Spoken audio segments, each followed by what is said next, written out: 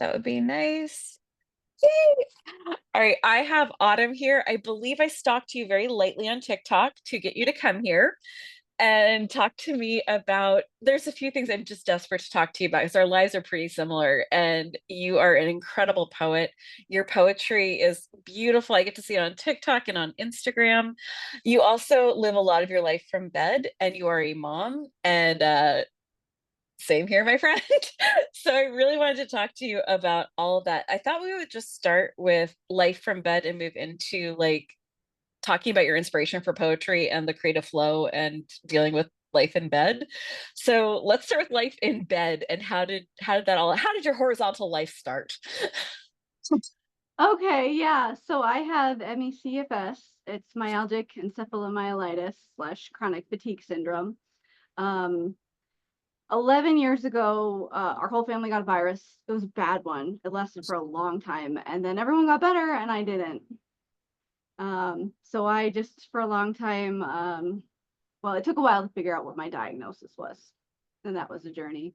And then I was mild for a long time. So I was not in bed yet. Well, I was, but I wasn't. I did everything that I normally did, but I would do a thing and come home and lay down, and then do a thing and then lay down. So I still managed to keep up with, little kids and all of that, but slowly over time it degraded. And so at the time we didn't have the advice about pacing. The advice was to do graded exercise therapy, which it did. Not good. It made me worse. So uh I didn't go to support groups at first because I just thought it was stupid because I called it chronic fatigue syndrome, and like, not that it was stupid, but it just seems so inconsequential, the name, and that's such a devastating thing. Like, I get frustrated that other people treat it that way, but looking back I did the same thing. I didn't take it seriously, like, no, I'm going to get better soon. I'm going to get better soon. They said it's fine. I just have to do this and I'll get better soon. So I just pushing forward. Um kept pushing forward and getting sicker and didn't realize it. So I avoided support groups for a long time because I wasn't acknowledging that I was sick. And I eventually joined the support groups, and they said, and it had been a while, and they were like, if you have had ME-CFS for 5 years or more, you have 5% chance or less of healing. I was like, are you serious? Because it had been 5 years. And that's when I joined the support groups. And that's when I read all the advice of don't do graded exercise therapy and pacing and all this. And it wasn't, they hadn't done the guidelines yet or anything, the nice guidelines that have changed things now. So the doctors don't give you that bad advice. So I wasn't bedbound yet, but I was worse. And then I became bedbound.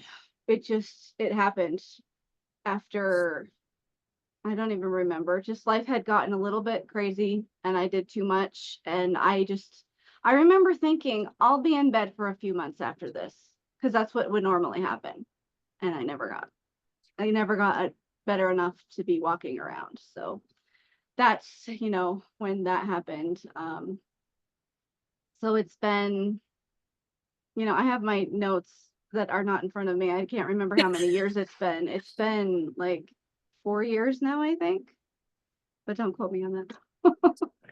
We do not fact check time periods. Like, if there's anything that drives me more insane in the doctor's office, aside from like the usual stuff, it's what exact day did this happen? I'm like, oh, dude, I can't give you in a year. Like, I'll give you an administration. I'll tell you who was president when it happened. Other than that, that's my best guess on this.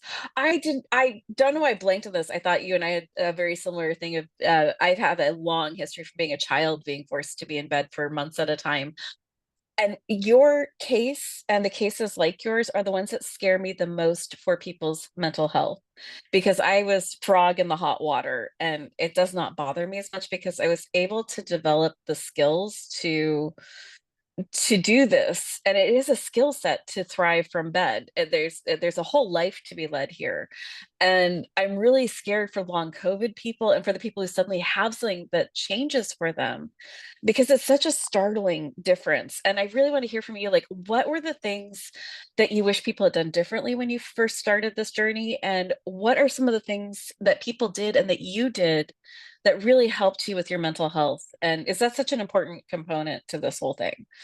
Yeah. Yeah, definitely. Thank you for being understanding. So I'm new to podcasting. So I was like, I've got all my You're doing stuff. great. You are doing so I need to have a good. written checklist so I make sure I have everything. So thank you Bless for your heart. I try. I've been doing this for 7 years and I still was like, so yeah, what was the name of your book? Because I swear I had it. It was all right here. And then the puppy whined and the cat jumped on me. And now I have nothing. You're fine. You're doing so good. thank you. I really appreciate that. Yeah, brain fog and all that, but yeah. Oh, and we leave it all in because if there's one thing I really want people to take away from this podcast is if you want to do it, it shouldn't be perfect. It will never be perfect. Just do it. So Yeah. I always leave in all the little extra stuff because this is what it looks like. Thank you. You're so inspiring and so good. Like, oh, Oh yeah, I don't it's know a about gift to either this of world. those things, but I am really You glad if are. anything that I'm doing is helping out. It makes me feel like that's another part of living a worthwhile life from bed for me is that I need to help. So Right. this is what I do to keep my sanity going. But I really am so excited to hear from you on like what because I'm used to this. This is not a big Mhm. shift in my life. So this feels cataclysmic for every time someone comes on this podcast. It's like, so I was fine. And then I swam in a lake. And then a week later, I couldn't get out of bed. Or I was fine. I got a virus. And then I couldn't get out of bed. I'm like, oh my God, can I hug you? I feel so like I had decades to figure this out. Like, how did you? Because you had kids and that ramps things up just a little bit when mom can't get out of bed. Yeah. Yeah. I mean, we did a lot of things in bed, just reading books, talking and all of that. But so you had asked what I had wished people had done differently in the beginning. Mm-hmm. Yeah. I mean, I wish that I had joined a support group right away. And that is my advice for people. Whatever you are diagnosed with, whatever you're struggling with, go get that support group right away because professionals have their advice, but they have to go based on current guidelines. If you go to the people who experience it, they have so much more information, no matter what it is. They just have so much more information. So I wish I had known that. But I don't know. It was hard. For me, it was a slow downhill. And people would get upset with me, when it was like, okay, I can't volunteer at the school anymore. Okay, I can't volunteer, at church anymore. And I have to pull back. I have to pull back. And they would get upset. And I'm like, look, I have this illness and I don't have that strength anymore. And I've got all these little kids and, you know, they, they're my priority. They get the main bulk of what I have, whatever it is. And it's, changes. So I do wish that our culture in general was more accepting of sickness and rest, even just temporary sickness. It's like, oh, push through it. I'm like, no, you gotta rest, these things. So I wish that had been different, but I've been trying to educate, you know, friends and family, and then through this poetry book, the beginning, the introduction, I talk about my illness and how it inspired the poems. But then you had asked, what was helpful that people have done. Mm-hmm. Yeah, so I think, the people who really stick with you because it's long and, I want to heal. I keep trying different treatments, different things. Like I know there's no cure, but I'm just like, no, I'm going to keep trying and be in that 5% one day. But the fact is that might never happen, and if it does, it could be years from now. So the people who are just, hey, how are you doing? Like, just it seems simple, but a lot of people don't say that to me because they feel awkward because they're like, well, she's always sick. So if we say that, I'm like, actually, I really like it if someone checks in on me, like, hey, how's your energy levels or whatever. The people who've stuck around and look up online a little bit, learn about it a little bit. That I really appreciate and I find that helpful. That was like the most romantic thing my husband did was when we were friends. He looked at my disorder. Like mm, he just wanted to know yeah. like because we were just friends and he was like, I just wanted to know how to support you better. Like if that's not like the sweetest thing ever. I mean like that won me over.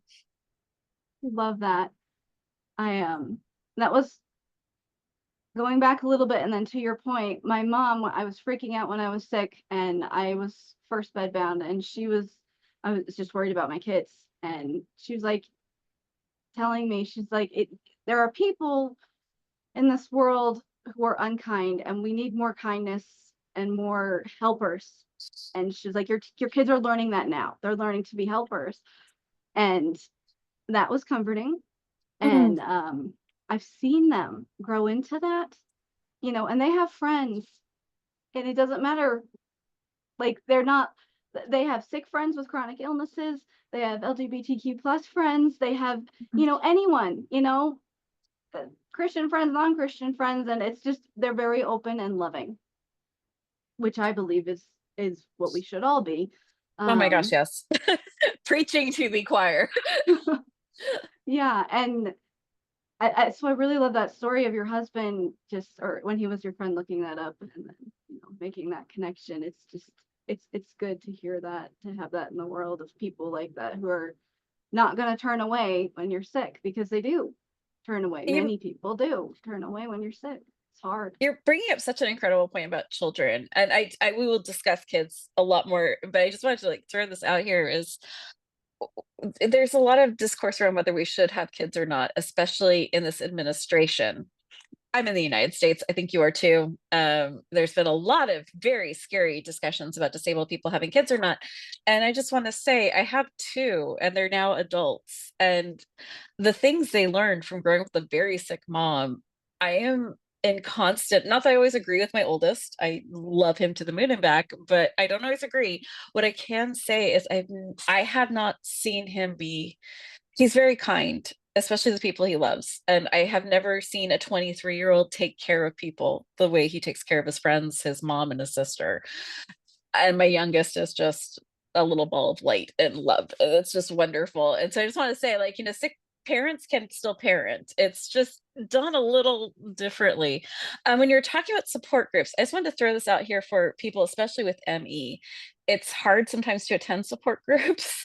And there's a lot of virtual options. And one of my friends, Sunny, she runs one that's done on VR. So you can actually attend a support group in virtual reality with other people in real time. And it's kind of an incredible way to be able to socialize. That's amazing. It's really cool. I'm obsessed with VR. I'm absolutely all in on VR. I'm so obsessed. But the idea of being able to have therapy or like group events where you can actually have whiteboards that you're writing on and you can interact in real time with people that look like people that, or like they look like whatever they want to look like at that moment in time. It's just it's nice. I miss people sometimes, very rarely, but sometimes I miss people. One of the Yeah. other things I asked you about was how did you work on your mental health? How is I'm assuming this was a journey, and that might not be fair for me to assume on your part, but just going from healthy mom running around doing all the things to that descent into, descent such a bad word. I'm sorry. I should use a different word. That journey into like mostly full-time bed. How did you keep It is a yourself descent. I Yeah, me. mean, We it's should so use hard. more Like, positive words, but language matters, but also fuck this. I'm so, there are days where I'm like, yes, disability has made me. There's other days where I'm like, fuck this. Fuck this. I'm done. I yeah. am so sick of this. I want to go out for a hike. I want to go run around with my Oh, babies. I want to play. I cannot watch another Mrs. Maisel episode, no matter how good it is. I want out. Yeah, I mean, like, I don't. I don't think we allow for. I mean, like, I'm going off topic here, but I don't think we allow for a lot of shades in the disability community. It's like either we are snarky and furious, or we are the inspiration porn of what's your excuse that you can't do everything. Like, I am so tired of both of these tropes. right. I I don't know where I fall day to day. Because we're human and we need to be all of it. And medicated, which definitely makes me a little loopy. But Yeah, it what could I be. want to do is I will go back to the point. ADD and chronic pain, so fun to like try to stay focused. But I really do want to know how you worked on your mental health for this adjustment. How's that for like Mhm. politician language? The adjustment. Yeah. I mean, I did do therapy. I the outdated advice was to do cognitive behavioral therapy, but that was just more like think yourself out of sickness, which isn't possible if it's a biological illness. So anyways, I've yet to see I thinking change DNA. therapy is So good. Yeah, exactly. It helps you cope with the illness. It doesn't cure you. I mean, if it did, we wouldn't be talking to each other right now. that's a very fair point. Yeah, nor does Or maybe apple we cider would in a vinegar. different Maybe we life. would have met some other way, but like Yeah. therapy, apple cider vinegar, and coconut oil. None of these are yoga's lovely. Yoga. It does not cure DNA. It will not cure you, but it's lovely and fun. I love yoga, but yeah, let's be real. Helpful, not curing. There you go. Yeah. But talking through emotions definitely helps. Helps. I've moved since I've been sick. So I've had different counselors in the different states I've lived. And it's helpful. Um, for me, I it was really hard to get sick because I like helping other people. So it was just a real struggle. So I like sharing about my illness and trying to educate people because it helps other people. And long COVID, like you were mentioning earlier, if people have it long enough, they label it ME-CFS, which is what I Yep. have. You have it long enough, so it's dangerous. We gotta rest. Rest and recover right away. Don't push through it. Uh, but I don't know, just spending time with my family, talking with people who care. When I started going down, I turned to art, and when I wasn't healthy enough to do that, I turned to poetry. So for me, doing something that makes me something that isn't gonna make me feel worse, based on my abilities at the time, it's helpful. So like laying in bed, I can write a poem, and I wrote a book, which was a life goal of mine, and so that was cool. And I've written two. Yeah, I wrote a chat book, so a short poetry book, and that's digital online, and then the book, I had it. It's It's so real. pretty. Oh my Thank you. God. Isn't it? The artist, Drew Clark, he's amazing. So I've got inside illustrations. He's just really, really talented. I was so lucky to have him That's so illustrate. beautiful. Did your publisher help you find this person or did you find them? So I am self-published, Okay. and I went on search, and it was a bit of an adventure, but I found him. Everything is an adventure, especially publishing. Oh yeah, it was a long journey. It took me a long time, so that helped me feel fulfilled. Yeah, I um self-published all my children's books, and that's Awesome. exhausting. Yeah, Yeah, it is exhausting to self-publish. it's so stressful. I want to hear about how you handled that whole process. I'm guessing, did you go through Kindle for your self-publishing? Yeah. Yeah, I hate with a flaming passion. Like they could make that process so much easier and They nicer could. with a Yeah. touch of AI. And I would have so many more books published. I have so many done, and I'm an illustrator and Awesome. a writer, so they're all written and illustrated. But for some Okay. reason, getting it into the format, it almost never works. And I'm like, a line of code in AI that would just lightly stretch things into the proper spaces would be Right. amazing. Yeah, it really would. I remember working with my husband and the illustrator, and we just kept going back and forth trying to get things just right. It was intense. It's exhausting. So, Hmm. did you have any tools that you use that help? Because, like, even writing when when Hmm. you're exhausted or chronically ill, like I have Ehlers-Danlos, so I dislocate all the time, and my wrists and my fingers pop out while I'm trying to. I'm also writing a novel, so it's like just trying to like edit my time so that I can type because the Uh-huh. typing pops my fingers out. Do you have like tools that you use Mm. to help mitigate, like, because you're not just writing, you're working on the The selling of the book, the promoting Mhm. of the book, like it's not like Marketing. you just wrote some poems and you're like, okay, this isn't the 19th century where you had a wife who was like, oh, Dostoevsky, you wrote like 1,000 pages, let me turn that into a novel for you and get all this stuff done. Like, no, you actually are doing this stuff. So do you have tools that help you along this route for those who are, I mean, we're at the beginning of the year that we're talking about this, there are definitely other disabled people who are like, I want to tell my story. So let's help them out and give them some ideas of how they can get that done. Yeah, definitely. The most basic thing that I discovered in the beginning was a pen. So for I'm right-handed, but it's for left-handed. So you can just write gently and it works really well. You don't have to press too hard. It's just Oh my God. What's that left-handed called? pen. It's just a Just left-handed a pen. left-handed pen. Oh my Any God. left-handed pen because the ink dries quickly and it's a different kind of ink and you don't it flows easily. I love it. I'm going to be Um replacing all my pens now. yeah, That's awesome. highly I never recommend. thought of that. That's brilliant. Yeah. And then I found a notebook that I love. I went through a few. It just it opens nicely. It doesn't break. It's less energy to keep it open. So that was find a notebook that you love. But I do type. Anyone who's like shaking their head going, whatever, I challenge you to sit there and write while you're pushing down on another page and Hmm. trying to like still keep your line of thought going. That's an important thing to have a notebook that opens properly and stays open. Yeah, it is. So those are the basic things that are actually very helpful. But there are so many articles online to teach you how to do self-publishing, and there are so many different things you can do.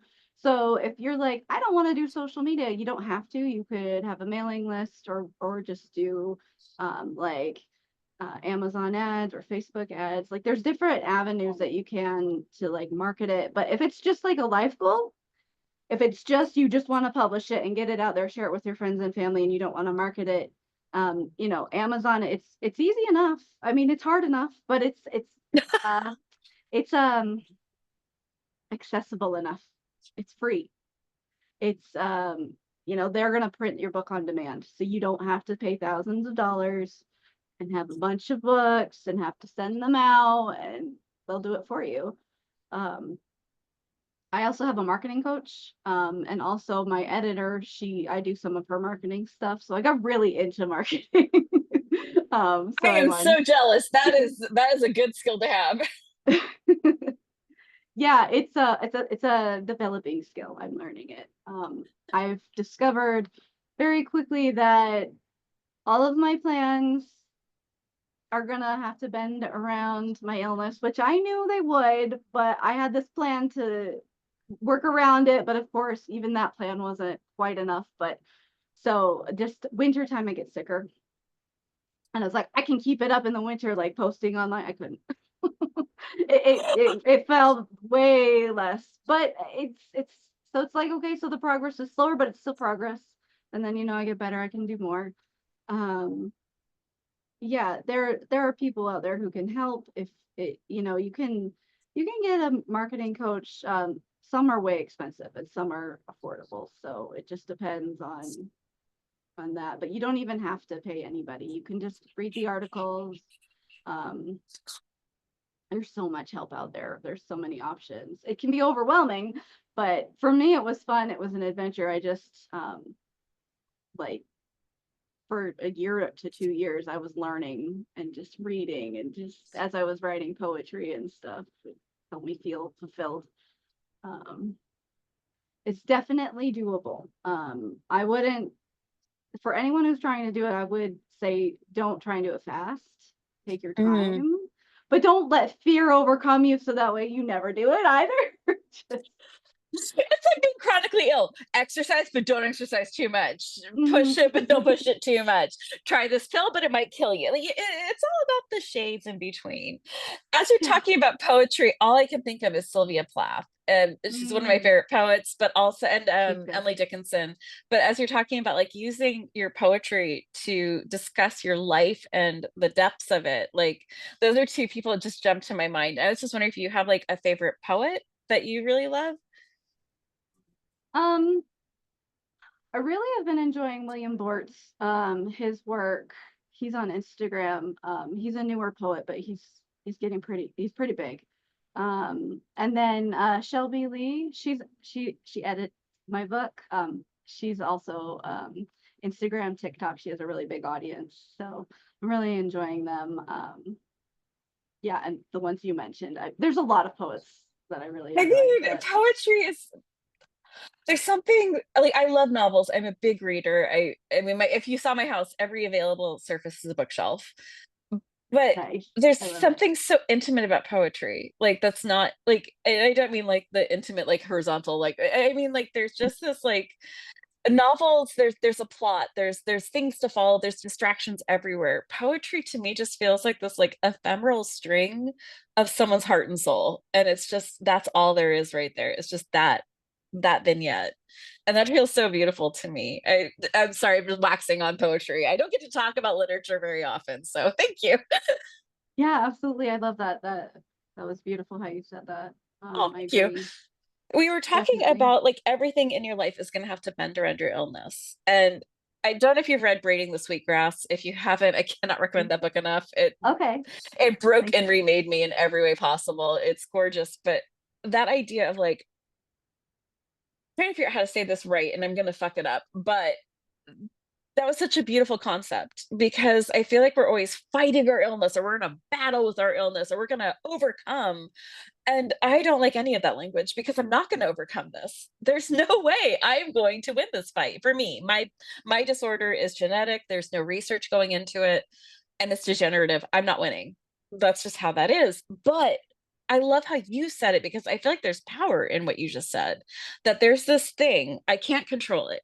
It is a massive part of who I am in my life, but I'm going to braid and make this basket around that bottom because that is what is the central, but I'm going to braid everything beautiful around that. And I just that just hit me so hard. It was just such a beautiful thing you said. Love that idea. That reminds me of the book How to Be Sick, and it I really haven't read goes that. Is it into good? it's amazing. Yeah. Okay. I don't You're like giving it me all because these it says poets to how look to up. be sick, but it's a Like I know really I good live in book. bed, but I don't have time. And I mean now you're giving like all these poets to look up and I'm obsessed. This will be fun. Yeah, that's awesome.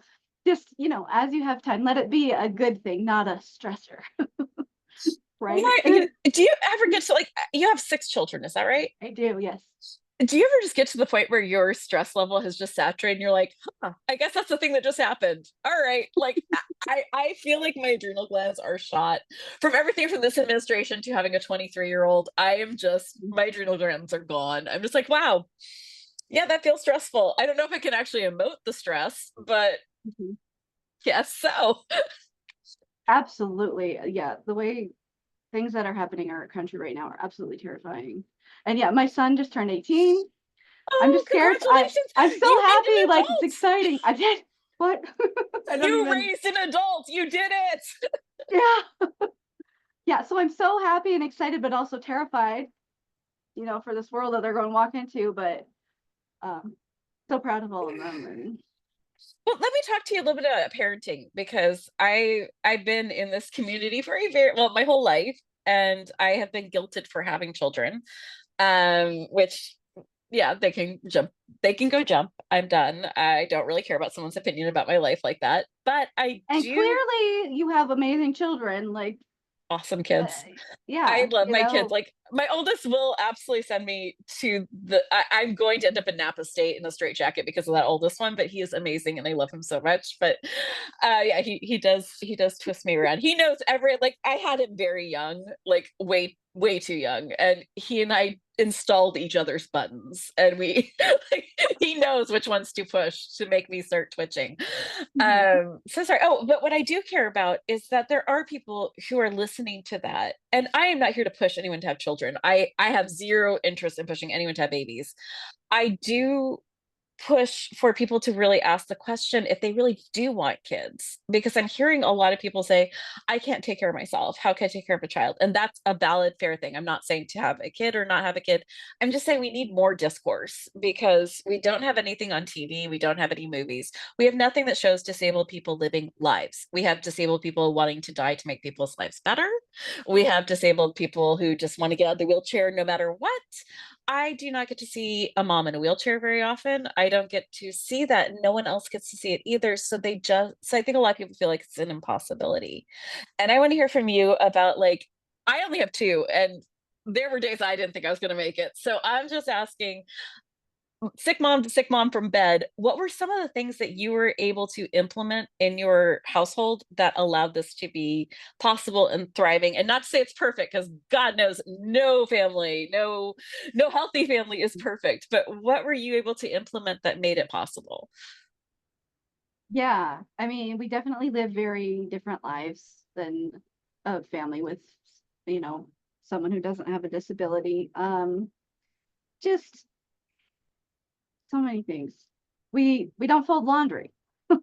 I mean, that happened Yes. pretty quick. Um, and it was harder when they were younger. It was a lot harder. And so now it's between ages 8 and 18. And we had my Oh, so husband and everyone I, can feed themselves, everyone can like, oh, yeah. that's nice. That day I didn't have to bring a diaper bag out in the world was, oh, that was graduation. Right? Oh man. Yeah, so we had 5 kids when I was sick, and then we had our youngest when I, a little bit into it. They're actually we didn't actually do that on purpose, but we were happy. And with ME-CFS, actually pregnancy can cure you of that, but it didn't cure me of it. So it was kind of like a but So, by the way, people, please do not use this as a treatment method. no. It's kind of a roll of the dice on whether it makes you worse, same, or better. Just that don't have babies just to see. Yeah, I was gonna say that it could make you worse. So it's only Yeah, if you roll the want dice. children. If you want children and you're planned Pay for it and attention you've to got it. a Yeah. good, yeah, because disabled people should have children. If you can't take care of yourself and you don't have supports around you, uh, you want to be able to provide a good life for children. Um, so, when they were younger, I was younger. I was 21 That's when how I that had works my too. youngest. So I was also young when we started having kids. So it just a lot of things, it was the important things happened. It's like, okay, I'm not gonna cook a fancy meal as long as they're getting like healthy food. A well-balanced diet it can be simple. It's like, okay, so it's a piece of bread, a piece of cheese, and some fruit and veggie instead of, something elaborate. They're eating healthy and they're happy. And honestly, little kids like simple meals anyway. So Oh my God, yes. What you just said, it goes through everything that we change where the bar is. And I used to be a newborn photographer. That was my job for a really long time, and I loved it. But the first thing I told every new parent was survival. That's your only job. Is if everyone is breathing at the end of the night, congratulations, you won. Throw a party by sleeping. You are not going to keep your house clean right now. You are not going to have them dressed in cute little outfits every day. That's Instagram. That's not real. If you feed yourself, congratulations, you did a really good job. If your food was Cheerios and milk, well done. You're doing fine. And that's, if I could, like, your advice right there is the advice I would give anyone, especially sick parents, sick people. That bar needs to change. It's survival, and then everything else is extra. But you are not going to be like the 1950s, like perfect mom who, not that they were perfect back then, please don't get me wrong. But you're not going to be that mom. You're not going to be the PTA mom. You're not going to be that bitch at the PTA meeting who like brought the homemade organic, no sugar stuff. Like, is in every parent teacher conference. By the way, if you want to avoid that, please get visible tattoos, because having visible tattoos in a conservative area when my kids were little meant no one asked me to do shit. No one asked me to join the PTA. I was not asked to do any like room stuff. Like, even didn't matter that I'd been a teacher before I had kids. It was like, do we really want that woman around the kids? Probably not. So I didn't ask for anything. I don't know that that would work in a more liberal area, but I could see that No, working in a conservative area. I've moved it worked different really places. well I've where I been was living both. at the time. So Yep. yeah. Oh my I mean, goodness. just become that person, become the menace, like dye your hair bright pink, get visible tattoos, like get a Mhm. snarky attitude, swear a lot, it helps. Yeah, I didn't used to swear, but now when it requires it, it happens. I And I'm I fine am a with truck that. driver. I'm so bad. But I feel like if I have to hurt like this, I get to say fuck all the time. Yeah, One of you the things do. that, right? So one of the things that we found out having teenagers and me being chronically ill is I outsourced nagging. I started adding things to reminders. We have Apple, all of us have Apple phones. So I just add things to reminders and make their phones buzz. Uh-huh. And that's been really helpful to not have to Nice. like remember all of this stuff. We have I a get it. family, yeah, we have a I family grocery list on our phones. And if it's not on that list, you do not get to whine at me if it doesn't come here. mm, That was really I helpful. I'm just like trying to think that. of like other things that we've outsourced. Alarms Mhm. on phones, so I don't have to wake anyone up for school Mhm. was really good. Like Yeah. outsourcing things to tech, as much as I hate most of the tech companies right now, those things have been very good. Delivery Yeah. services for groceries. Oh Mhm. my goodness. Costco does delivery now. CVS does delivery now. And if you are not chronic pain, you can get all of your meds delivered. So like all that stuff is really helpful when you have kids Yeah. and you cannot leave the house. Yeah, it's making me think of what we're going through right now. So we moved to Texas 2.5 years ago, and we're in an apartment right now. We didn't know where we wanted to live, so we didn't buy a house right away. And I'm finding improvement here because it's so much easier. So we don't have yard work. We don't have snow clearing. We don't, Oh. they fix things for us. We don't have house projects. It's small, so there's less for the kids to have to clean. Like we came from a big house to a small apartment.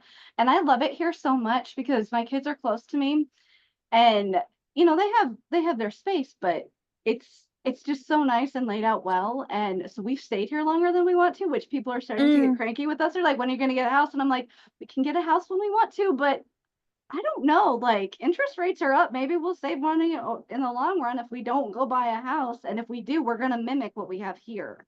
Like maybe we're going to mm. buy a condo. I don't know, but like less stress is huge. Whatever that looks like in your life is minimize it. So for me, I'm like not like the nagging. It's like I don't have to nag them to go do the mow the lawn or clear the yard, clear the snow or whatever. Not that there's much snow in Amarillo, Texas, but um I really love it here. Um so it's and I by minimizing as much stress, then my levels have risen a little bit. Um so Yeah, what you're just saying is so important for people. Like if you are privileged and fortunate enough to really be able to choose your living situation, deciding on what's going to be in your house, if there are going to be a lot of stuff, which could be an incredible stressor of keeping stuff clean, keeping stuff repaired. Do you want a yard? It's nice, but do you want to take care of it? Like these are all really important points you're bringing up. So how are you able to, this is my big question, especially with 6 kids, how are you able to carve out the time to write? Because for me, writing means these go in on noise canceling headphones. We have a rule that if you want to keep your thumbs and yourself alive, if mom is like furiously typing or writing, you turn around and walk out of this room. So, what are your ways to be able to carve out? Because I heard Neil Gaiman talk one time, and yes, we all are furious with Neil Gaiman. At the time, I liked him oh and I yeah, loved his him. books. Yeah, Yeah. that dude. So I heard Yeah. him, like, aside from the horrible monster he turned into, this was the first time I raised my eyebrows at him. It was like 6 years ago? He's being interviewed by a woman, and she said, "I heard you made your life all about books." And he's like, "Yes, my life is books. My life is writing and reading, and I spend like 5 to 6 hours a day doing that, and I am all in on my books." And she's like, "Yeah, I've never heard of a woman who was able to say that sentence who had children. You have 4." I was like, that's that's why I started eyebrow raising at him. So I'm curious about Good you for because you her. have 6, and I know you're actually parenting your children, unlike, some monsters who are, running our government and also writing, who feel like they can call themselves parents who see them once in a while. What are you able to do? And by the way, if anyone wants to come at me in comments, which we have been dealing with about politics, I am political. being sick is political. There's no way that you It can is. be disabled and chronically ill and not be political. And I just watch those motherfuckers take away Medicare, Medicaid, and Social Security. So yes, that's going to be peppered through everything I discuss from here on out. If you do You not like should. it, it's free. I am not forcing you to stay here and listen. So there you go. Um, so how are you able to carve that time? Yeah. Um, so you're a rock star if you're writing books. I write poetry, which it's a book. I No, I shouldn't also write downgrade poetry. it. I do that too. I write poetry, and that's the easier one for me to do Okay. because It I is don't have to easier. remember the characters because they're all going insane and they keep changing what they want to do. The poetry just that's something that's just in like I don't have to have a full mental health crisis discussing things with other characters for poetry. It's just a thing. Yeah. Yeah. Um, writing the introduction to Clouds on the Ground was intense. But the poems, that's more therapy for me. And they Mm. just I probably write on average 1 to 2 a day. There are times when I'm really sick, I'm not writing anything. And then there are times where I'll just, write a bunch. But I have my notebook, but I also, if I'm away from my notebook, I have my phone. And so I just kind of drop whatever I'm doing because I'll forget if inspiration hits and I start. So it's any time of day, you know. I've woken up in the middle of the night from a dream, written a poem down and gone back to sleep. Was it very good when I woke up? No, but it was editable.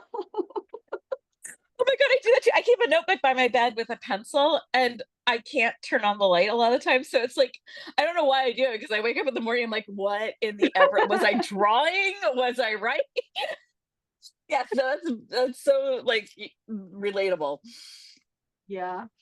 So it marketing takes up a lot more time than writing poetry. But my kids are all in school now. So I have hours. And I find it restful.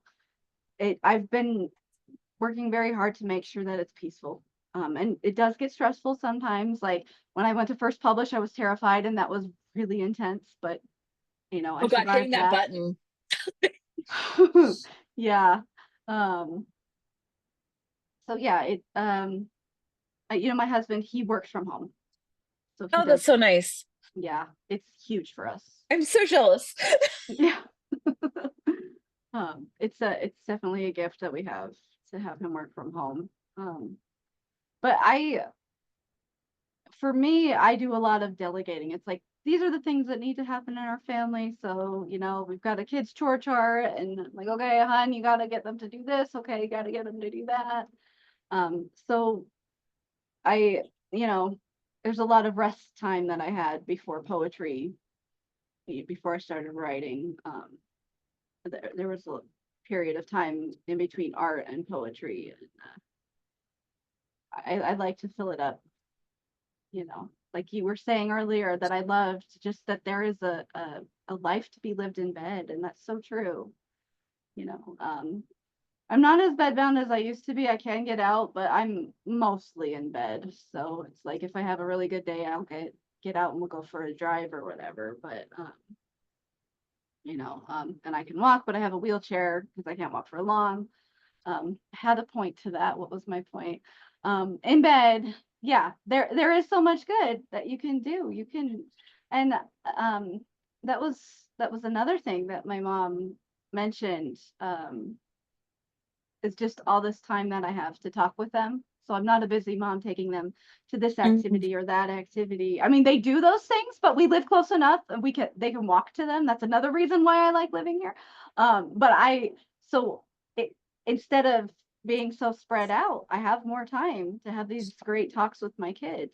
Um, there are things that you can do from bed, and what you're doing, just I post political things too on my Facebook, and Yeah. it's there. You could read my book, and you will see things. They're not overtly political, but it's there. This fight that we have, and that's so great that you do that, and you're proving it. You're just putting that in there, and you should put that in there. Like that is so good. We need that fight right You now. you know what my rage is about this? Is it shouldn't be political. Yeah, None of this should have been political. And that's why I'm so fucking angry. right. Making sure that sick people have medicine should not be political. Making sure we have an environment where there's clean water shouldn't be political. It's not. It Treating should. people with It is, basic but it shouldn't be. respect and dignity, not fucking political. Just Exactly. common decency. Like, that's why I'm so livid, is that none of this should have been a political discussion. Politics is about policy, which is only supposed to be about how to make the populace's lives better and safer. And we just had them vote against SNAP, against food for Yeah. children. Yeah. So my rage is just like, I should never look at the news before an interview. I don't know why I did that today. I shouldn't have, because like I come in like, I want to talk to you. I'm so happy to talk to you, but I'm also spitting nails and I don't know how to like Mhm. handle those two people. Like I Right. have like the super warm and fuzzy, like I go between like ballerina fairy happy and scary crow crone out in the woods cackling while making potions. Like there's no in between for me. It's one or the other. Okay. And I don't know how to hold both of them. Like it can get a little like dividing sometimes. One of the things I That's wanted to great talk though. to you about, there's something else, but with the kids and going places. I did not let my kids do sports. It wasn't that I didn't let them, they just didn't show extreme interest and I didn't push it. And I've gone back and forth with whether that was the right choice or not. I physically could not do that. I was already working 80 hours a week running a business. And the Mhm. idea of giving up my entire Saturdays and driving everywhere, I was like, I will, because I was in the chronic illness closet. I did not let anyone know I was sick. I was running a business, and every spare second I had was like trash, just done. Yeah. And yeah, that I was think that was one of that's the good choices we that you had to didn't. make. We did. Maybe. We had periods of time in our life when I was at my sickest where we didn't do any extra activities, and that was the right choice for sure. Yeah, it's just And you right know, now, it's just because they can walk to and from it. Otherwise, it that'd would be have to be amazing. more Yeah. limited, We just So, enrolled the youngest into martial arts, and that's fortunately just down the street. And I'm so mhm, fucking grateful, because we used to drive 45 minutes. I was like, right. I'm gonna die. Like, there's no way I can Yeah, do this. So I think we're back that's to like that survival thing, is basically like the really important thing is that survival bar on like what you can do and can't do. And for like one of my big survival things was buying the Ninja like kitchens appliances. Like those are, mhm, they don't have to handle flames. The kids can make any takeout dinner they want. And it's just flipping buttons and switches. And it's like, oh my God, this is like sanity saving to have this. that's cool. I have to look into that. Yeah. Oh, it's they have I think it's, I can't remember what it's called, but it's like the bottom part is an instant pot and like a slow cooker. It can also be a sous vide, and then the top part is a crisper. So you can throw the rice in the bottom, throw the protein in the Mhm, top, and it makes a full meal in 15 minutes. mhm. You just season it. I'm like, this is All right. it means that the kids can make food like without me Mhm, having to like be there and oversee everything. It right. is so helpful. I want to talk to you about relationships, if that's okay, Yeah. because when you weren't sick when you got married, and this was an adjustment for you, for your kids. I'm assuming this is also an adjustment in your relationship and marriage and family. And I'm just wondering, like, what are some of the things that your husband has done that has been, is we also have a lot of caregivers who listen. And I want to give caregivers as much advice as possible, especially, a lot of times it's our spouse who's our caregiver. What are some of the things that have been done to make sure that like your entire life isn't caregiving, that there's still a relationship? And I'm not asking for you to get like super TMI or in the weeds unless you want to, which is totally fine. I'm just general advice. Right. Yeah. We do make sure that we spend time together. And he works from home, so we're together a lot. But just um and sometimes you have to pull back and be like, oh, we gotta focus on just spending time us together. It can be hard though, because sometimes I'll just be too sick to handle Yeah. much. Um Lately our thing that we've been doing that I enjoy is we'll sit next to each other and play Stardew Valley. The kids got That's me into that awesome. Oh game. my God, I Yeah, love that. the kids got me into it, and then they got him into it, and so we play it, and we just sit next to each other and be like, "Oh yeah, I've got this," or "I finished that," or That is so that's fun. cute. Yeah, We've it's had hospital dates, like we've had ER dates where we've just like had the best time just cracking each other up, and like he brings in like Doritos like at some sort of like, 5-star restaurant, and we just have a great time in the ER. I think it's like, isn't it like one of the things that you want to make sure when you're dating someone, if you're actually like looking at getting serious, is can you have a good time anywhere with anything going on? Right. Yeah, definitely. Yeah. I feel like, so we were young when we dated and I wasn't sick, but I definitely put him through like the kids test and, how do you handle camping and how do you handle like this stress or whatever. But, Oh my gosh, that's like the advice I've given both my children. Please see someone frustrated. See hmm, someone when things aren't going their way, because that will tell you so much about them. Like, go on a road trip. Before you decide to move in with someone, go on a road trip with them where Wi-Fi might not be working, where you might get lost, where you might have to figure out a few things on the fly. Like, that stuff is so important. And like, we're watching Love is Blind because I don't know. I don't know how I ended up here, but somehow I'm here watching Love is Blind. And like the questions they're asking each other, I'm like, there's some more important questions you need to be asking right now. If you're thinking about getting married, what's your deepest memory is not the question. Like, you need real questions, because disability is a club everyone's invited to. You're hmm. either going to become us because you aged into us, or you're going to have a bad day. It's, I wish people would realize that wouldn't that be because they nice? think that it's just never going to happen to them. I'm like, are you They planning on getting legislate like old? it's never going to happen. They legislate like it won't happen to They anyone. do. They do. Uh, yeah, I feel like I'm really worried. I'm I am very similar to you in that I'm like, okay, I'm ready for the revolution now. I'll fight. I don't know how I'm going to do it, but this is wrong. Okay, so you're younger than I am, but there was a woman who was like my age or maybe a few years older, and she was like, "What the hell are y'all doing asking like these young people to go out? Like, I'm Gen X. I've got a husband with sleep apnea. I'm ready to go. I haven't bled in forever. I don't need tampons. I just need black coffee. I can figure this out. I have a minivan. I will pick you bitches up." And I'm like, "Oh, why aren't we friends? We need to be friends." Like, Right? and that's been a big Um, discussion in our community as well, is how do we stay politically active when we're here? mhm. And like the first round of the Mango Mussolini, my friend marched for me. She actually brought like a sign that said I'm marching for my sick friend, and like that was beautiful. And then I think I got a hold of another place. I was like, hey, there's a lot of us in wheelchairs who can't get here. So they had a screen where they had everyone's names who wanted to be here but couldn't. And I was like, that's amazing. And then I discovered an app called Five Calls and Resist Bot. And those apps help you if you are social anxiety, but you need to call your congressperson, or you can text them that way. These are two amazing tools. I was just wondering how you personally are, is we're both very obviously passionate about Mhm. civil rights, human rights, and those are under Yeah. threat right now. What are you, how are you, were you able to stay involved in this? I mean, digitally, I think is a huge one for sure. Mm-hmm. It's interesting though because I had put off getting a wheelchair for a year. I had been bedbound for a year and I didn't have a wheelchair.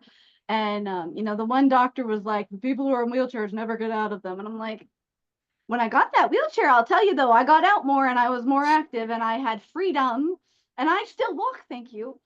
Which is Mm-hmm. when I need it, it's there.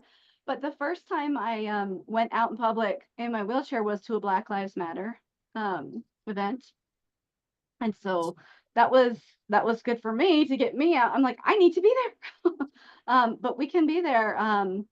I I just um I wanted I wanted to start a movement, and I don't know, maybe one day I will, of just people being used to like grabbing a cot and going out in public. So we would go out and I would bring my cot and be like, okay, here's us at the beach. And we went to this one beach where you could actually drive because I couldn't walk on it's too long. Oh But the yeah, one beach you okay. can drive on, Yep. and then I had my cot and then I was there. We did that in Um, Oregon. Yeah. okay, cool. It was So amazing. yeah, so I think just it's hard, and like I have a cane that has a seat. So if I can walk, if I'm having a better day and it's like, okay, I might have to like be standing too long, I can sit in it. But we can using um tools, wheelchairs or whatever to get out, like your tool of if you have social anxiety, use this. to contact them. Use this bot to contact them instead of your own voice or whatever. Just using tools to get out there. Ultimately, I think online though, because there are times when you can't get out. Like I love that idea of the names on the screen. Your friend marched for you or whatever, or said your name. My um, uh, we we're very sick people are very powerful, and we can create a lot of good, and we should. How did you? This is a conversation I love having with people because it took me 10 years after I needed a wheelchair before I got one because I kept being told you'll decondition, Mm. you'll be doing worse. And may I tell you, that exact opposite thing happened. I got a wheelchair. I was able to do my physical therapy. It's like my pain pills. I take opioids.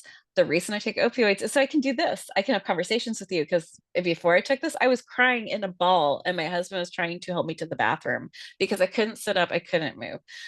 There are tools, opioids, pain medicine, all sorts of stuff are tools, and so are mobility devices.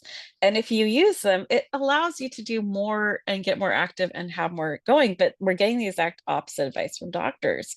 How did you have the courage to stand up to your doctor and be like, no, this is the thing I need? Well, I got a different doctor, one who said, Yay! you need this, and she actually That's helpful. prescribed a wheelchair. Yeah. It was wanting to be at that I couldn't be at otherwise. And I was like, I need to go. I need to be there. This is too important not to. That's it was just something beyond myself to say, I need to help people, and wheelchair's gonna do it. And it does not decondition you. You do more. I mean, I had always thought like obviously a doctor will tell me when I need a wheelchair. And that's part of why I waited so long was I was waiting for a doctor to say, you obviously need a wheelchair. Let's do this for you. And that was quite a shock because that doesn't happen, at least not for me. And the fight was hard. And then of course I didn't know what I was looking for in a wheelchair. I'd never bought one before. So I didn't know the difference between a transfer chair and a wheelchair and a sports chair and like there's a billion different electric chairs and if I had known that there was rollators I would have gotten that first, like it's a walker but it Oh, is also a wheelchair that got me through yeah. Scotland, all of Scotland. I got through using this because whenever I couldn't walk I could sit and my husband could push me. When I was doing well I could use the walker and walk with it. And my youngest also has the same disorder and is a little more stubborn on mobility devices and would get to a point where she would have to sit down and I'd have to wait. But there's so many options and we don't always know what they are. Yeah, absolutely. I didn't know either. My first wheelchair was a transfer chair, and because I was like, I'm too sick to roll myself. I don't have the strength. Mm. So, but now I have one that I can roll, which every now and then I think it's fun to do it, but I get tired pretty quick. So I'm like, all I right, mean, guys, I let's like do doing a good wheelie. Unfortunately, I didn't know what was available, so we did get a it's a really nice wheelchair. It's quickie. this. It's I can wheel it myself. It's only 16 pounds. I love this wheelchair. It's amazing. It was the wrong choice. I dislocate my shoulders and my wrists and my elbows. So that's not a good idea for me to be doing this. But Yeah, it was no, really that would fun be to do bad. wheelies. That was great. I have if anyone's looking for a recommendation, if you are privileged enough to afford it, Whill. I'm not sponsored. God, I wish I was. But their wheelchairs are amazing for disabled people because they come apart in like four pieces. So it can fit in a Honda Civic like trunk. It goes 12 miles on a charge. It can do like 360 circles, no Mhm. problem. It can clear 3-inch like debris. Like I can go over tree branches, no problem. And my favorite thing is it's not a joystick. I hate you've seen all the wheelchairs, right? Where it looks like they put an office chair on like a lawnmower with like a little Yeah, joystick. And the yeah, joysticks yeah. hurt so bad. It's just like a thing that you palm. So I can move it by doing this. Just by like moving a finger. I'm sorry, like everyone who's listening to this on like their drive. I'm sorry. What I did was I put my hand with the claw and I moved my thumb a little bit and my pinky and that's how I can move my wheelchair. So when I'm having like a day where I can't move, I can still move. And it's Bluetooth. You can call it to your bedside. Oh wow, that's so cool. It's so cool. I That's it looks cool. amazing. It also looks cool, which is nice. That, I'm yeah. yeah, My first I chair like the was cool. pink. I love We it. I ordered love it it. off of Amazon while we were waiting for like the insurance and all that stuff for the actual wheelchair, but yeah, that was I fun. got my rollator off Amazon. Like, and please do not get me twisted. Bezos is not my favorite person. However, it is really nice to be able to get like medical supplies and to be able to read people's experiences with it, because that's what's been missing in the purchasing of mobility equipment. You can go Hmm. to some of the stores. Sometimes there's stores that have it where you can test it out, but you don't get to hear from like people use it every day. And I've bought mobility devices from Amazon, from Scoot Around, and from an actual like dealership. And the issue with the dealership is almost everyone there was healthy. Like there was only one person who was disabled there. So like getting real information on, hey, I'm weak. Would I be able to put this in my car? They kind of look at you like, go, oh, I hadn't thought about that. Or if I'm parked on a hill, am I gonna be able to put this in here? Like there's so many questions. And yeah. So it's I nice to love have all of the reviews. I'm reviews. a big review reader. I'm like, yeah, I'm gonna read that before I. It's a big important purchase. Helpful. Same. I mean, I don't always love it when the reviews are about me, but I do love like reading other reviews. It's very helpful. Yeah, Before I we get go, anxiety with that. Like book I reviews, but yeah. I've had a few like I was like, wow, wow, you actually took time to write. You actually sat down and wow, okay, well, Mm. I guess that's a thing. Did not know my voice literally can give migraines. I should probably go sit like in a gallery at the what is it, CPAC, and just start talking. You have a See how many great people I can give voice. migraines to. We had like 2 years of like 1-star reviews about how my voice literally gives migraines. And it was the funniest thing because like at the time we had like 5 other podcast hosts. The voice never got anything. It was just Eva and I. It was like really, really okay. Sorry, sidelined there. But I kidnapped you for like I think almost an hour now. I wanted to ask you before you head out, if there's like one poem or one part of your book that you're like, I want to tattoo that across the sky. This is the reason I wrote that. And I always feel like whenever someone's working on a personal art project, there's a thesis. Like there's something that's like, this is the kernel, everything's built around. Do you have like that handy, or am I like stressing you out on it? I can answer that question. Yes, and it's gonna go into a lot of things. So I wrote at the very end of my introduction, I wrote, despite this, I believe there is a beautiful tomorrow for everyone after all the waiting is done. So that goes into hope for a future. Mm. And the waiting it's a piece to my book that I talk about. Because I feel like a lot of us we're just waiting. We're waiting for heaven so that way we can run. We're waiting for a cure, and I wrote my poems to be universal. So the introduction talks about my illness, but the poems can be really a person can read them and put whatever they're struggling with into it. Um, we're waiting for something. And so what you were saying, I hadn't thought about it like that, but that last sentence, I do have a poem. It's a shorter one, and it it kind of goes along with it with the waiting piece. I'll read it if you'd like me to real quick. Well, Um, absolutely. yeah, so this one actually had gotten a really good response on social media. Um, this one's untitled. Some of them are entitled and some of them have titles, but this one doesn't. Do I exist? There is so much fog here and no words spoken. Did I fade? Am I just dreaming? So that was PEM. But I feel like a lot of people get into that emotion in different periods of their life, and that's the waiting. And Um, also that not being seen. Like yeah, that's probably one of the hardest parts about being in bed all the time is, am I casting a shadow? Do I exist here? Like that's waiting to be beautiful. seen, even, yeah. I, Thank you. and thank you. I mean, that's such a universal experience. I mean, I think children feel that way. I mean, like watching my teenagers wait for their lives to begin, wait to be seen, wait to be important. And, anyone who appears in any sort of feminine way, like waiting to be old enough to be listened to, waiting to be pretty enough to be listened to, waiting to not be pretty enough to be listened to, waiting to be old enough to be listened to. Like that whole idea of that myth of waiting is so universal. I love that. Yeah. We don't have to wait for a lot of things. We can just go grab them. Um, for me, I keep trying to heal. And it's a struggle between acceptance and pushing forward. And you have to hold both at the same time.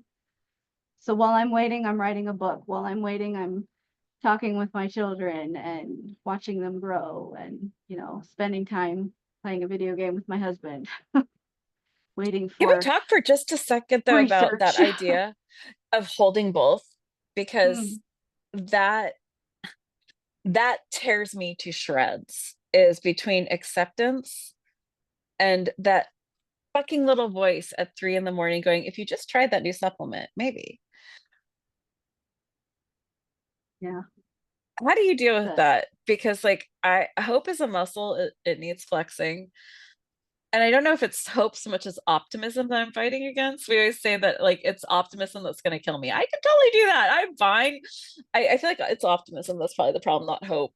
But those two things are acceptance and fighting it. I feel like that's a really hard line to walk. How are you walking that? I know I said we were going to be done real soon. I'm sorry, I just totally kidnapped you with the existential question, but I feel like that's a question on a lot of our minds. yeah, and I'm loving this conversation. So I definitely want to keep talking as long as you want, but we can, whatever's Because good. like But I'm stuck in bed. If you're not hearing the Labrador snore, because like it's really cute. I'm trying to talk to you, and like every once in a while the oh, cat comes up and has like attacked my hand 3 times. I am like losing blood. And then the Labrador is like snoring his little heart oh, out. And then I have a pug who is cosplaying as a goblin, just snorting away. Just yeah, it's a I whole love noise that. thing. And I'm guessing you're not hearing it because you haven't said anything, but Nope. it is a very entertaining zoo that is like chaosing around me while we're talking. Yeah, that's awesome. I love animals. I To answer your question, I feel like I need to hold both to keep going. Mm. But how I handle that is very similar to what you were saying, how you handle your illnesses is you're fine and then all of a sudden it's just like, it's just Yeah.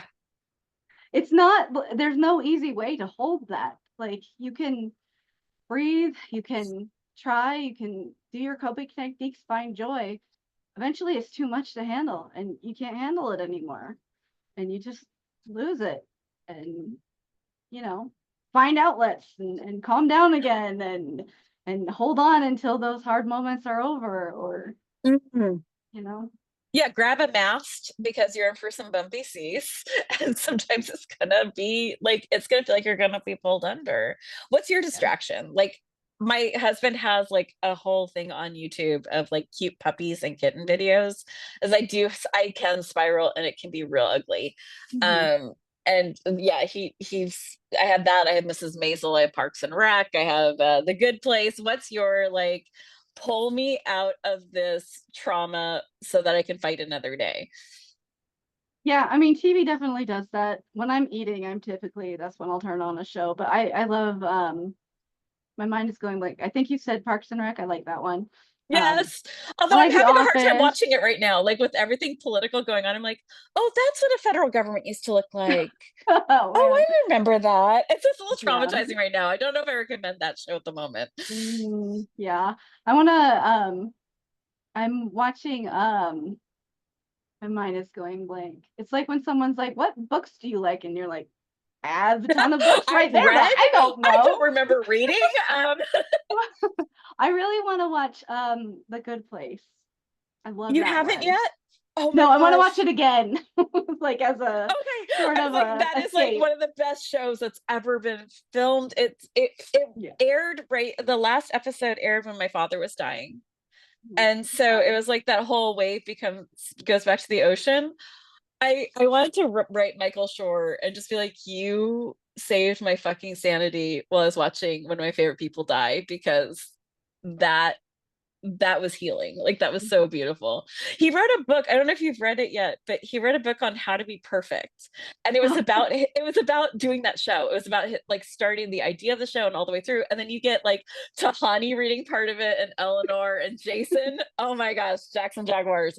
It's the best book. Like, and you get it audio so you can hear everyone reading, but it's hilarious. It's beautiful. It's so human.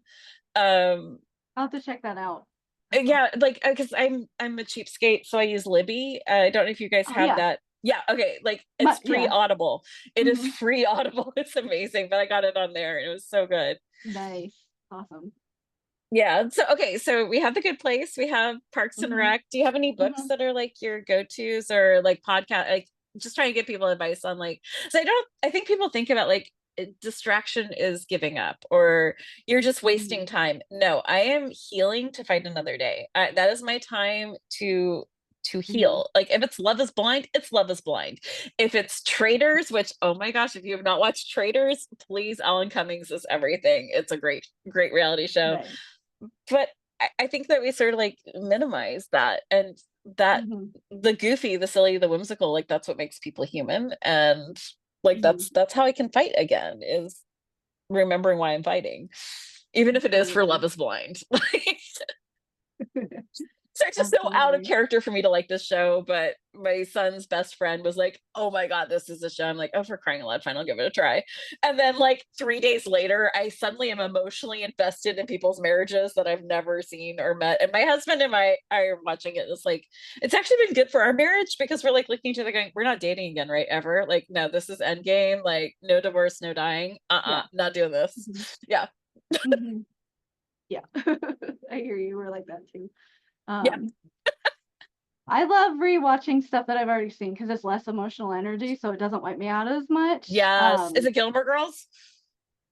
I have tried that one, but I can't. That's fair. I don't know Yeah, why. Like every time I started, I'm like, nope, can't do it. I don't. tried. Yeah, I'm trying to yeah. think like the other I ones. I love. watched The Magicians. That's like one of my other go-tos. Okay, I haven't heard of that one actually. I love Is that fantasy. It's okay? Hogwarts, but graduate school. Okay, that's fun. I'll have to check that It, out. it is fun. Yeah. That's awesome. I love rewatching Jane Eyre, the miniseries one. It's my Yes. favorite. Mhm. So We do Sense and Sensibility a lot here. okay, yeah. Pride and All of Prejudice at least twice a year. yeah, those are good. Definitely. My daughter just started getting into that. So it's like, yay. Louisa May Alcott's The Inheritance. It's actually really light and fluffy.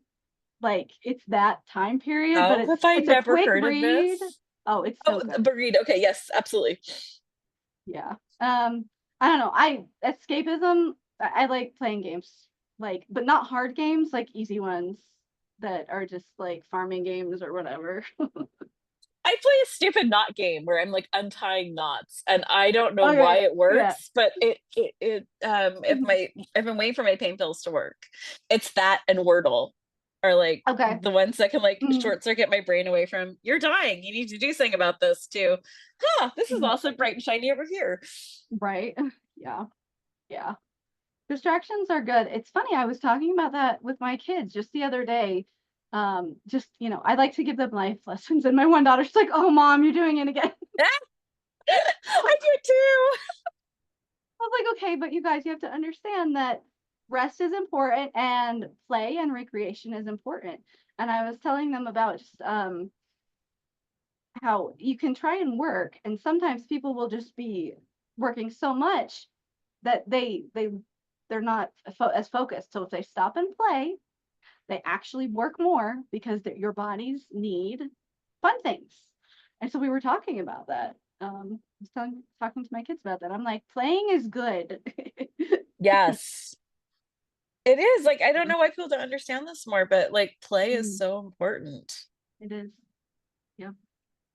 Well, I cannot thank you enough for this time. And if you are listening, please head over to our website, invisible not broken.com. And if you click on this episode, you'll get all the show notes. You'll have an instant way to buy both books. Or no, you have one is a chapbook and the other one is purchase. So we'll have an Amazon link directly to that page. And we'll also have all of your social media links because I cannot recommend enough following Autumn. It's just nonstop beautiful poetry. And what else do you need to start your day? Thank you so much. It's truly an honor to be here. I'm thrilled. Like, and this was such a great conversation. You're awesome. Thank you so Oh much. God, thank you. But I promise to any future guests, I will try very hard not to read the news before interviewing you. Autumn has been very kind to me while I like rant and rave and foam at the mouth. If you want to see me ranting and raving and foaming at the mouth, we also have a YouTube channel where you can watch this. So thank you, everyone. Be kind, be gentle, in whatever way it looks like to you, be fierce. And I hope that involves 5 calls and resist spot. Download them onto your phone immediately. We are not sponsored. This is just a way to stay politically involved. You can text your representatives from ResistBot if you do not want to talk on the phone. It has an already scripted thing that you can just send. It is free, or you can pay to have it mailed. 5 calls will give you a script. It will show you who your representative is. You can call just by clicking a button, and you'll have your entire script there if you short circuit when you talk on the phone like I do. So those are some different ways to stay politically involved, and we'll have all links at our website. Thanks, everyone. All right. Oh no, I don't want to end the meeting. I want to stop the recording. There we go.